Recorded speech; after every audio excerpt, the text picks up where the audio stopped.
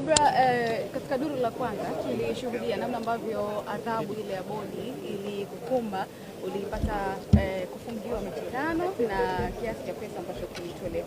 Pengine leo tunapata nafasi ya kuzungumza.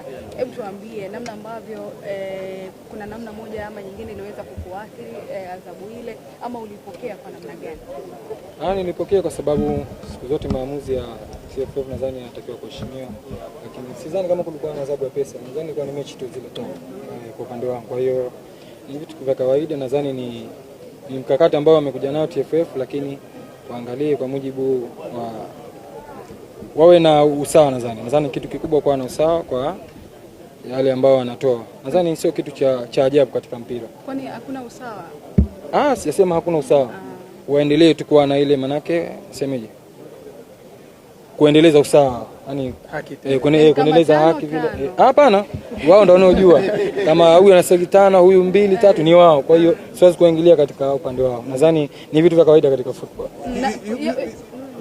Yako maneno ambayo yanaendelea kuzungumzwa na watu kulingana na adhabu ambayo ulipata, kwamba Ibrahim Baka ni beki sawa, lakini kuna aina ya faulu ambazo wanazicheza watu wakizitafsiri ni kama unafanya makusudi. Ni kweli huo unafanya makusudi ili kuumiza wachezaji wenzako? Hapana, mimi naamini mambo tu ya kimpira yanatokezea. Nadhani sometimes unakuja tu tempo ya mpira na mambo ya kimpira, tunadhani sio mambo ya kusema labda nje ya mpira. Hapana, mambo ya kimpira tu. Tunaona hata huko kwa wenzetu vitu vinatokea. Ni vitu vya kawaida katika football, japokuwa kila mmoja anafuta tafsiri. Kwa hiyo mimi naamini ni vitu vya kimpira tu. Vyote vinaweza kutokea. Sisi sote ni binadamu, tunakosea.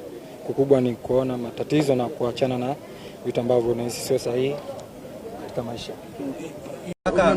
Tulikuwa tunazungumza na Rushain Deruk, beki wa Simba, na alikutaja wewe na Dikijogo kama mabeki anaowakubali zaidi kwenye ligi, akisema amewafuatilia hata akiwa Mamelodi.